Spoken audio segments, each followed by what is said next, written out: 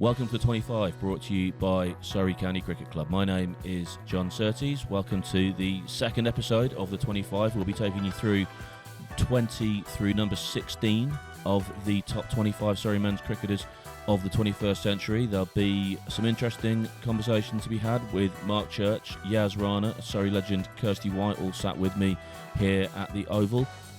Get ready for that, but before we get started, let me just tell you that Surrey membership for the 2026 season is still available. Go to keeroval.com/membership to look at all of that.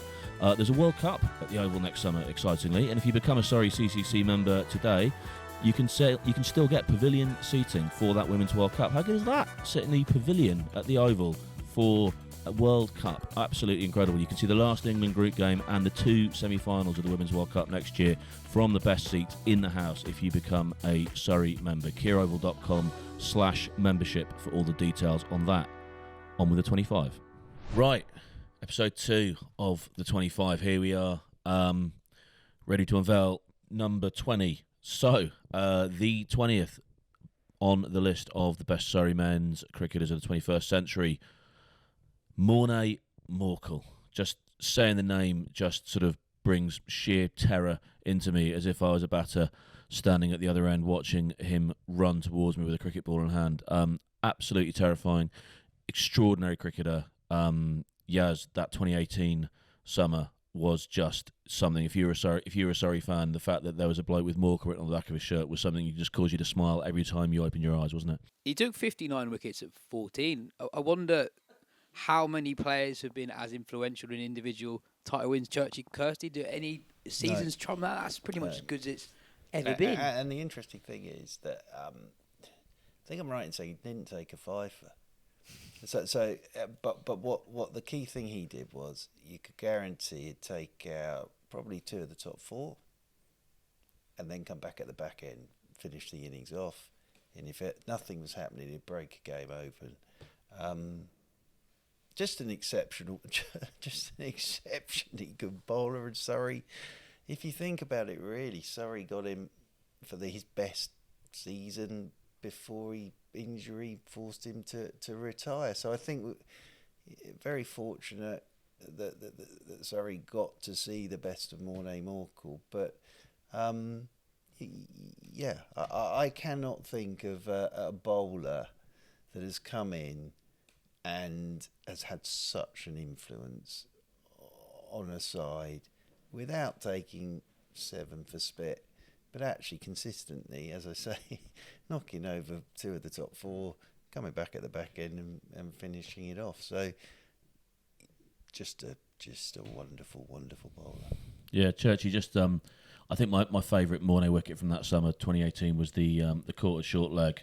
You were on the call for that one. Just take us through that. That was something. That was wasn't a Lancashire game here, wasn't it? And Lancashire were getting very, very close to winning that, and it got down to 9 down.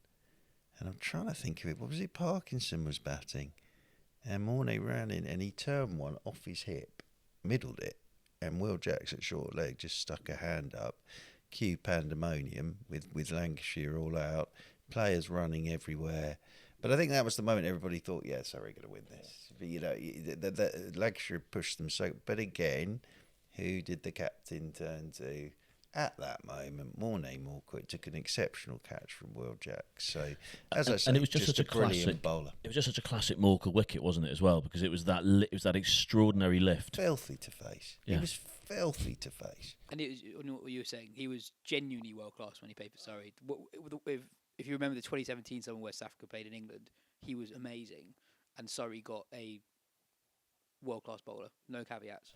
And a word there, I think, for the director of cricket, in the fact that he was into Morne way before Morne was even thinking about retiring, I think, and was saying to him, listen, if you ever want to come and play a bit of domestic stuff, come here, we'll look after you. And obviously, I think, again, it would have been the only place he would have probably come to. And I think as well, we said, 63 at 14, but that's from 10 matches. Yeah. It's unbelievable. Ridiculous 10 matches, bowler. You'd want to take 63 in a season, let alone in 10 games. You can buy that. And hit the winning runs, of course. Yeah, absolutely. Down at New Road. Down at New Road. So kind of appropriate, I think. Filthy bowler to face, exceptional skill set from that height as well. And as Kirstie has just said, and Yaz has said, Surrey had a world-class performer who loved this place, and there won't be many better than that, I wouldn't have thought. No. He's number 20. I know. Yeah, there are so many players that do come into the Championship, with a reputation, a world class reputation. Sometimes they come to the Championship and they, for whatever reason, they can't. They don't quite end up performing at that level. But Morne was just, like everything you said. Yeah, I couldn't agree with it more. Number 19, and I want to come to our wicketkeeper on this one, please, because it is one of the players that I think has certainly given me the most pleasure in terms of watching them play over the course of 10 years now that they've played for Surrey. It is the Artisans' choice. It's Ben Foakes, the number 19 on the list. Kirstie, you're a wicketkeeper. Talk to us about Foakesy from that perspective. Being a great keeper just doesn't get you in a team anymore. You have to have, multiple skills. You've got to be able to be batting in the top 6. But Ben Foakes is the only exception in probably all of world cricket. Let's be honest. We're not just talking about county championship here. We're talking about in the world. And I'm surprised you came to me because I thought Churchy might want to talk a little bit about Foakesy. I know he loves him quite a lot. I'm sure Churchy will force himself in. But yeah, again, he's probably your first name on the team sheet, isn't it? You've got to have a keeper in the team. If you've got Alex Stewart as your director of cricket, we could almost probably field a whole 11 of wicket-keeper batsmen. Let's be honest, we just need a few bowlers. But no, Ben Foakes is an unbelievable talent. One that probably won't ever be matched, or if it's going to take something really special to match, glove work like his. And a criminally underrated batter as well. Someone who averages 40 across his whole first-class career. There's a noise that the pavilion here makes when Foakes takes a really good take down the leg side. Not necessarily one to take a wicket, but let's say it's a short ball that's down the leg side and he dives and takes it one-handed. It's a applause that takes maybe 5 or 6 seconds to get going because people need to clock just how good the take was. And I think that's such a specific sound that is only made for only when Ben Foakes takes a really good take down the legs. I genuinely enjoy watching him play in a genuine Surrey grey. Churchy, before you get to say your piece, and I'm looking forward to this, I just want to take you back, because I think you're the only person here, you and I are the only people here who were at the Surrey Press Day, correct me if I'm wrong, Yaz, but in 2017, I don't think you would have been there then, yeah. And I remember the Surrey Press Day in 2017 because Alex Stewart was front and centre, walking around, and he was one of those days where Stewie decided to say a few words and take a lot of the questions. And I remember we were sat around, I think it was just next door to here in the long room, and Stewie looked up and he said, Ben Foakes is the best wicketkeeper in the world in 2017. And a lot of the journos were just like, well, that is an interesting thing to say. Obviously Alex Stewart's take on who the best wicketkeeper in the world is, no one's going to argue with him, but it was an interesting thing to say. And you talk to anyone who's in that room now and they were just like, yeah, he was absolutely bang on. Like, of course he was, but yeah, just do you remember that? And it put a lot of weight on his shoulders, but weight that I think Stewie knew he could bear. Yeah, and I think he probably wasn't then, but he certainly is now. And I can't think of any other country that wouldn't have Ben Foakes keeping wicket for them in Test cricket. But I think Yaz is spot on. People tend to concentrate on his keeping, and the reason he's so good is because he works so hard. People don't see what he does in the background to keep himself fit.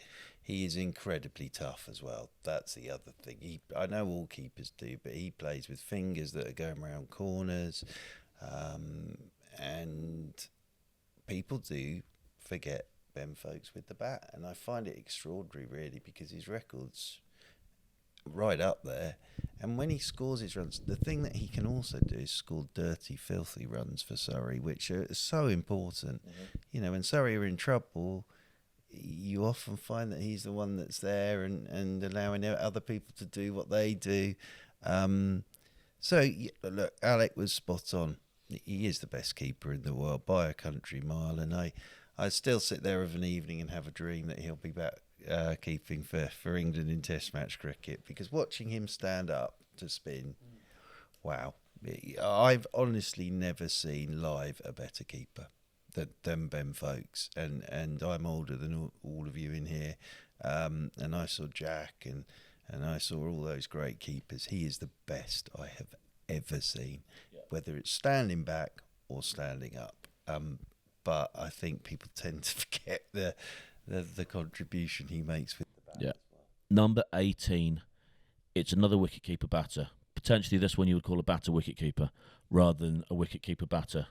Church, you mentioned his name in the first episode when we talked about Jamie Smith and we talked about Will Jacks, two of his contemporaries, coming through the Surrey system. It's another player that has come through the Surrey system, has been known to a lot of people around the club from a very young age. There's been, lots of anticipation for the impact that they would make when they finally made it through into the men's game. And my word, the impact that they have made. So number 18 on our list, Ollie Pope. We were encouraged to disagree before we started recording. Ollie Pope at 18 for me is way too low.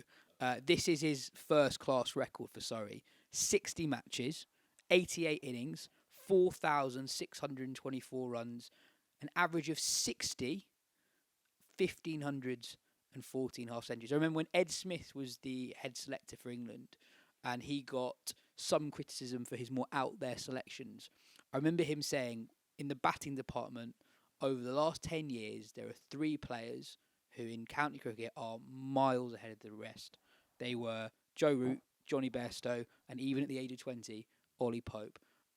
Ollie Pope has played so many innings here at the Kia Oval where he has looked a world apart from the rest on the field. For a guy who's still in his mid-20s, it's amazing. He particularly enjoys playing Hampshire. I feel like quite a lot of those innings are against Hampshire. He's such a special player who I don't think the English public give the love to him that he deserves and what he's done, not just for Surrey, but for England too. I think for me with Ollie Pope, he's an aura batter. He's that player that, wicket falls, Ollie Pope walks out to the crease, doesn't matter what number he's batting. You can feel the anticipation from the crowd waiting and watching him bat. He just has this presence when he's at the crease that you just know that you're watching something special. And yeah, I agree, he probably could be higher up on the list, but let's take his age into consideration. Give him 5 years, there's no doubt how much he plays for Surrey in that time over the next few years, who knows. But I think his brain, he's vice captain for England at the moment, and he's just a cut above the rest in terms of his class. He's so elegant. He's not been without his own kind of technical difficulties. He's had a lot to work on, and players have gone away and done their homework on him and really tried to break him down. But he's so resilient and so tough, and he just thinks about the game totally differently. As a short leg fielder as well. These wicketkeeper reactions. He's unbelievable. You'll put him anywhere on the field. It doesn't matter where. He can bat anywhere. He can take the gloves. He can lead the team. If Ben Stokes isn't available, he can lead the team at Surrey here. If Rory Burns isn't available, so there's nothing he can't do really. Churchy, I think there's a certain class. Yaz talks about not getting the love, not getting the respect that that he deserves potentially on the international scene. I think there's a certain class of fan, Surrey members, 2018 to 2022, 2023, who especially if you've watched a lot of cricket in that April-May county championship window, who just revere Ollie Pope, because as Yaz says, the innings that he's played here that you've commentated on, he just looks like he's playing a different sport at times. Yeah, and I think what people have to remember is he put his hand up and said to Ben Stokes, "I'll bat 3." And it's possibly the toughest job out there. And really. He's averaging 40. And he's averaging 40 at 3 for England. I said it with Jamie. There's 2 that I've seen. The first time I've seen them, and the first time I saw him properly was, I think it was a quarter-final at Headingley, one-day game. And he got brought in at the last minute, came in at about 6. Yeah, what a place to make your debut in a knockout 50-over game at Headingley. Yeah, against a good attack. And I think he got 20-odd, but you immediately looked at him and thought, again, he was playing shots from ball 1, and you're thinking, have a bit of respect. And and then within a year he's making his Test match debut at Lords against India. So I see what Yaz is saying about Ollie being higher up. I think if you did this in 5 years' time, 6 years' time, he'd probably be number one. But I think the runs he's scored here, and he's beginning to do it up and down the motorway system of England as well now when he's with Surrey, and Kirstie makes a terrific point. And I seem to say this about all these young lads now. His cricket brain is exceptional, and he's tough with the gloves as well. You know, sometimes he has them, sometimes he doesn't, and he always does a good job with that. But he's almost once in a generation player. Yeah, I remember watching that innings that he played at Headingley in his debut. I was sat upstairs in the committee room. Actually, I was researching one of the books I was writing, and they've got a full set of Wisdens up there. So I was sat up there researching those Wisdens, and I had the game on the big TV in the corner of the committee room. And I just remember watching that innings and just thinking, I probably remember that I was sat in an empty committee room in an empty oval on a weekend, watching, Ollie Pope. I think I'll probably remember that in 20 years' time where I was when I watched that innings. The extraordinary player. Now, in the first episode, I clubbed two players together for communal discussion. I'm going to do the same thing here now with number 17 and number 16. They have more in common, I think, than just their surnames in terms of the role that they've played in the side. Across, one almost kind of stepped in almost when the other one stepped out. So I'm going to say number 17 on our list of the top 25 Surrey men's cricketers of the 21st century is Jon Clarke, and at number 16 it's Rikki Clarke. Churchy, I'm going to let you go first here. Two different but in a way very similar cricketers. Yeah, and look, I can be very quick on this. Jon Clarke, other than the captain's the first name on the team sheet every time for Surrey because he holds the entire side together. He scores his runs, he takes his wickets, he can bowl with the new ball, he can come on first change. I've even seen him get Foakes stood up to the stumps and bowl off cutters. How Jon Clarke hasn't played in some way, shape or form for England is beyond me. So I think the biggest compliment I can give Jon Clarke is, as I say, other than the captain, he is the first name on that team sheet and he holds the whole side together. With Rick, we saw his talent when he first came in, and everybody sat there with him as well. And all of a sudden, he was off being called up to play Champions Trophy. I think. With the bat, I think he was probably more talented with the bat early on than he was with the ball. I think he was, the runs he scored, I think he lost his way. I think he'd probably put his hands up and say that as well. He lost his way. He went to Warwickshire. He learnt to bowl. I mentioned in that early period of Rikki Clarke, by the way, for his 82 off 27 balls in the 496 game when Surrey got that 50 over world record. 82 off 28 balls. Yeah, I think that. But the thing was, he went to Warwickshire and he learned to bowl. And when he came back, I remember Michael De Venito saying to me, "Great, I've got a bowler who can control this for me now," and that's what he did. And he had all the skills, but ball after ball after ball, he just hit the same length, wouldn't he? Incredible fielder, our Clarke. You could put him at slip, you could have him sweeping on the cover boundary, you could put him anywhere really. So it was sort of the two sort of eras of our Clarke, the talented youngster who sort of got picked by England very, very early and then slightly lost his way, went to Warwickshire, I think learnt his game at Warwickshire and then came back to Surrey, and I don't think it's any great surprise that he came back halfway through the 2017 season and Surrey won the championship in 2018. Yeah, Kirstie, I just think one of the players that, it's dangerous to compare any cricketer to this player, and he's not a Surrey player, but he's a great man of the Oval, I think, and is Freddie Flintoff. And I think, almost with Rikki Clarke, you've got Surrey's own Freddie Flintoff. They're two players who the phrase catching pigeons, I think, has been invented for. And just the role that they play balancing that side and genuine world-class levels on both sides of the ball. Yeah, I agree. You've hit the nail on the head. It's about balancing the side, isn't it? And Rikki Clarke is a player that you always knew what you were going to get. If you needed him to hold up an end with the bat, he could do that. If you needed him to win a game with the bat, he could do that. You know, he could put the ball on the mark every single time that you were asking him to, change ups, whatever stage of the game, he could do it. It really wouldn't matter. And he wanted to as well. He wasn't, again, a player that would shy away from those situations. It was trying to get the ball off him to give it to somebody else. So yeah, incredible player to have in your 11, 100%. And as coach, as Churchy says, it's just an absolute, both Jordan Clarke and Rikki Clarke, absolute coach's dream. Just to have to put them there. And just last I'd say is they're both as tough as old boots as well. Mm. In fact, Jordan Clarke, every time I see him out there, it's like the grown-ups have turned up, you know, and he will play through anything for you. And it was the same with Rick as well. So, yeah, two fantastic cricketers who both had the same surname. There you go. That was number 20 to number 16 on the 25, the list of the 25 best Surrey men's players of the 21st century. My name's Jon Surtees. Thank you to Mark Church. Thank you, Rana. Thank you to Kirstie White. We will be back soon with episode 3, where traditionally we will be following the list and taking you through the next 5 names. So, yeah, do come back for episode 3. This is the 25.